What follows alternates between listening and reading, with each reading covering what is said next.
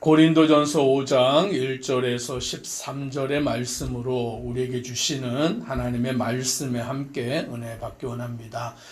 바울 사도는 고린도 교회를 향하여서 편지를 쓰면서 고린도 교회 안에 있는 여러 문제들을 책망하고 오늘 그 질서를 바로 세워가고 있습니다.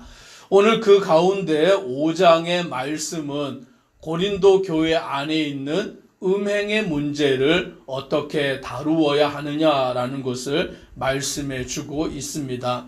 오늘 1절에 보니 너희 중에 심지어 음행이 있다 함을 들으니 그런 음행은 이방인 중에서도 없는 것이라 누가 그 아버지의 아내를 취하였다 하는도다.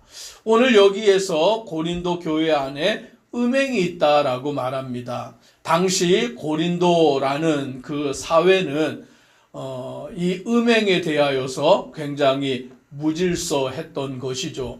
왜냐하면 그 고린도에 있는 이방 신전에서는 그 음행이 이루어지는 일들이 자연스러운 일이었기 때문입니다. 그래서 이방 신전에 제사를 드리러 가는 사람들은 그 이방 신전에 있는 여인들과 그와 같이 음행을 통하여서 그것이 신을 기쁘게 하는 것이다라고 여기며 행하였던 것이 그 당시의 사회 시대의 모습이었기 때문에 이런 일들이 교회 안에서도 당연하게 여겨지는 일들이 당시에 고린도 교회 안에 있었던 것인데 바울은 지적하기를 그뿐만이 아니라 심지어 그런 음행은 이방인 중에서도 없는 것이 지금 교회 안에 들어와 있다라고 지적하며 책망합니다. 그것은 어떤 것이냐면 그 아버지의 아내를 취하였다라고 그렇게 말하는 것이죠. 오늘날이야 일부 일처제가 이렇게 당연하게 여겨지고 있는 사회였지만 우리나라도 불과 얼마 전만 하더라도 그냥 일부 다처제를 이렇게 당연시 여기는 그런 문화 속에 살아왔잖아요. 그래서 한 남편이 한 아내와 이렇게 사는 것이 아니라 둘째 아내도 있고 셋째 아내도 있고 그러면서 그 안에서 여러 자녀들도 있는 그런 문제들이 사회 속에서 이렇게 당연하게 여겨지는데 이 당시에는 그것을 더 당연하게 여기던 사회였던 것이죠. 그러다 보니까 그 자녀 가운데 자기의 어머니 말고 이제 아버지의 여러 부인 가운데 한 아내를 이 자녀가 취하는 일이 일어났는데 지금 바울이 통탄하고 있는 것은 그 일이 세상에서 일어난 것이 아니라 교회 안에 예수님을 믿는다고 하는 성도 가운데 그런 일이 고린도 교회 안에서 불거지고 나왔다라는 거예요. 그런데 바울이 더 심각하게 여기는 것은 무엇이냐면 2절의 말씀입니다. 같이 함께 2절을 읽습니다. 그리하고도 너희가 오히려 교만하여져서 어찌하여 통한이 여기지 아니하고 그 일 행한 자를 너희 중에서 쫓아내지 아니하였느냐. 오늘 이 음행의 문제가 교회 안에서 일어났는데 지금 어떤 일이 발생하냐면 그 고린도 교회 성도들이 이 문제를 통한이 여기지 않았다라는 거예요. 이 문제를 죄로 여기지 않았다라는 거예요. 그래서 그와 같은 죄를 지은 자를 쫓아내지 아니하고 그냥 교회 공동체 안에 내버려 두고 있었다라고 지금 바울이 말하는 것이죠. 즉 다시 말하면 죄를 죄로 여기지 아니하는 그 죄에 대하여서 아무런 심각함을 깨닫지 못하는 그 일이 지금 고린도 교회 공동체 안에 벌어지고 있는 문제다라는 것을 바울이 지금 지적하고 있는 것입니다. 죄를 죄로 여기지 아니할 때, 죄를 깨닫지 못할 때 우리는 그 죄에 물들어 갈 수밖에 없고 죄가 관영한 시대를 살아갈 수밖에 없는 것입니다. 오늘 하나님께서는 이 세상을 창조하시고 아담과 하와를 만드셨습니다. 그리고 하나님은 아담과 하와와 함께 교제하며 그 에덴 동산에서 하나님과 함께 거하도록 그들을 허락하여 주셨는데, 하나님께서는 이 아담에게 한 가지를 명령하셨어요. 동산 중앙에 있는 나무의 열매는 먹지 마라. 이 나무의 열매를 먹으면 정령 죽으리라 라고 오늘 하나님이 아담과 한 가지 언약을 맺으신 것이죠. 그러면 아담은 하나님의 말씀을 따라 동산 중앙에 있는 선악을 알게 하는 나무의 열매를 먹지 아니하면 하나님과 함께 거할 수 있는 거예요. 그런데 뱀이 와서 하와를 유혹하고 그 뱀의 유혹을 받은 하와가 그 열매를 먹고 그것을 아담에게 주어서 아담도 먹음으로 말미암아 죄가 들어온 것이죠. 그런데 하나님이 어떻게 행하시냐면 이 죄를 그냥 넘기지 아니하세요. 이 죄에 대하여서 하나님은 아담을 찾아와서 아담을 부르시는데 아담은 숨는 것이죠. 그래서 하나님이 아담아 네가 어딨냐라고 하였더니 그가 벗은 것이 부끄러워 숨었나이다. 그걸 누가 너에게 알게 해 주었느냐라고 하였더니 하나님이 내게 주신 하와가 선악을 알게 하는 나무의 열매를 먹게 함으로 내가 그것을 먹었나이다. 핑계를 대는 거죠. 그랬더니 하나님이 하와에게 물으시니까 하와는 뱀이 나를 유혹함으로 그것을 먹었나이다. 또 핑계하는 것이죠. 그래서 하나님은 뱀에게 저주하시는 심판을 내리시고 또 하와에게 아담에게 하나님은 그 죄에 대하여서 책망하시고 심판하시는 것을 보게 되는 거예요. 즉 하나님은 거룩하시기 때문에 죄와 함께 하실 수 없는 것이죠. 죄에 대하여서 반드시 그 죄에 대하여서 물으시는데 다만 하나님은 사랑이시기 때문에 우리의 죄를 어떻게 하시냐면 죄의 값을 치러야 되잖아요. 그 죄의 값을 누가 치르신 것입니까? 예수 그리스도께서 십자가의 죽으심으로 우리의 죄의 값을 치르심으로 우리가 용서를 받은 것이죠. 나 대신에 예수님이 죽으심으로 우리 대신에 예수님이 죽으심으로 우리가 죄 용서함을 받은 거예요. 즉 하나님은 죄를 그냥 넘기신 것이 아니라 죄의 값, 즉 예수 그리스도가 죄의 값을 치르셨기 때문에 우리의 죄를 용서하여 주신 것이죠. 그런데 지금 고린도 교회는 그 죄를 어떻게 하였냐면 그냥 용납을 한 거예요.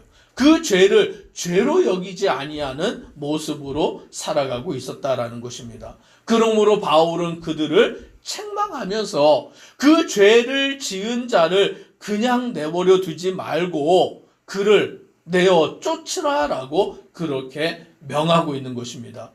죄 지은 자에 대하여서 그를 내어 쫓아서 사단에게 내어주고 육신은 멸하고 영은 구원을 받게 하라라고 말하는 것입니다. 이 말씀이 좀 어려운 말씀이긴 한데 이 말씀이 어떤 의미를 갖냐면 즉 육신은 멸한다라는 그 말이 즉 육으로 죄를 범할 때에 오늘 그를 사단에게 내어줄지라도 오늘 영은 구원받게 하라라고 이렇게 말씀하는데 그것은 육과 영이 분리되어 있다라는 것을 말하는 게 아니에요. 영과 육을 분리해 놓은 그와 같은 것으로 말하는 것이 아니라 즉 그를 심판하고 책망해서라도 다시 하나님께 돌아올 기회를 주어야 한다라는 그와 같은 의미다라는 것이죠. 즉 죄를 지었는데 그를 그냥 내버려 두면 그 사람도 멸망하고 그 공동체도 함께 죄에 멸망할 수밖에 없는 거예요. 그러므로 죄를 지은 자를 책망하면 그를 징계하면 그 죄에 대하여서 돌아올 수 있는 기회가 주어지는 것이죠. 오늘 우리는 이것이 교회 공동체 안에 분명하게 있어야 한다라는 것입니다. 사랑하고 용서해야 되지만 죄에 대하여서 그것을 우리가 그냥 용납하는 것이 아니라 죄에 대해서는 철저하게 징계하고 심판하여서 바른 길로 돌아오게 만드는 것이 교회 공동체가 해야 하는 일이다라고 말씀해 주고 있는 것입니다. 그래서 6절에서 7절에 이렇게 말씀합니다. 같이 함께 읽습니다. 너희가 자랑하는 것이 옳지 아니하도다. 적은 누룩이 온 덩어리에 퍼지는 것을 알지 못하느냐. 너희는 누룩 없는 자인데 새 덩어리가 되기 위하여 묵은 누룩을 내버리라. 우리의 유월절 양 곧 그리스도께서 희생되셨느니라. 아멘. 즉 떡을 만드는데 누룩을 넣으면, 말하자면 이스트죠. 그런 걸 넣으면 떡이 어떻게 됩니까? 막 이렇게 부풀어 오르게 되는 것이죠. 그런데 여기에서 말하는 것은 그 적은 누룩이 온 덩어리에 퍼지는 그것을 예로 든 거예요. 그러니까 떡을 만들 때 그냥 하면 그것이 부풀지 않지만 적은 누룩이라도 넣으면 막 이렇게 부풀어 오르는 것을 알지 못하느냐. 그러니까 죄라는 것이 작은 것이지만 그 죄가 작은 것이라도 들어오면 어떻게 되냐면 그 죄가 온 공동체를 죄로 물들게 만든다라는 거예요. 그래서 우리는 우리 안에 있는 그 묵은 누룩을 내어 버려라. 우리의 그 죄를 모양이라도 버려라라고 말씀해 주고 있는 것입니다. 오직 예수 그리스도 안에서 순전함으로 온전함으로 서 있는 그와 같은 자가 되어야 한다라고 말씀합니다. 그러면서 바울은 9절부터 덧붙이기를 뭐라고 덧붙이냐면 오늘 이 말씀은 세상을 향한 말씀이 아니라 교회 공동체를 향한 말씀이다라는 거예요. 세상 밖에 있는 사람들이 어떻게 살아가든지 그걸 뭐 상관할 바가 아니지 않느냐라고 말하는 거예요. 왜냐하면 세상의 사람들은 하나님을 알지 못하고 믿지 아니하니까 자기들 마음대로 살아가고 있지 않습니까? 그러니까 그들에게까지 이 말씀을 적용하면 우리가 세상의 사람들과 교제할 수 없고 세상 밖으로 나아갈 수밖에 없는데 그런 일은 불가능한 것 아니냐. 그러면서 바울은 말하기를 세상 밖에 있는 사람은 하나님께서 그들의 죄를 심판하실 것이고 우리가 그것은 관여할 것이 아니라 다만 우리는 교회 공동체 안에 우리 안에 있는 성도들 가운데 죄를 지었을 때 오늘 우리가 그 죄에 대하여서 어떻게 대처를 해야 하느냐라는 것을 바울이 말씀해 주고 있는 거예요. 그래서 우리는 예수님을 알지 못하고 믿지 아니하는 사람들의 죄에 대하여서 가타부타 할 것이 아니라 그들은 하나님의 심판을 받을 것이고 교회 공동체 안에서 하나님을 믿는다고 하면서 예수님을 믿는다고 하면서 여전히 죄 가운데 있는 지체를 하나님의 뜻대로 살지 아니하고 불의함으로 살아가는 그 지체를 우리가 어떻게 대하여야 하느냐라는 것을 오늘 바울 사도는 말씀하고 있는 것입니다.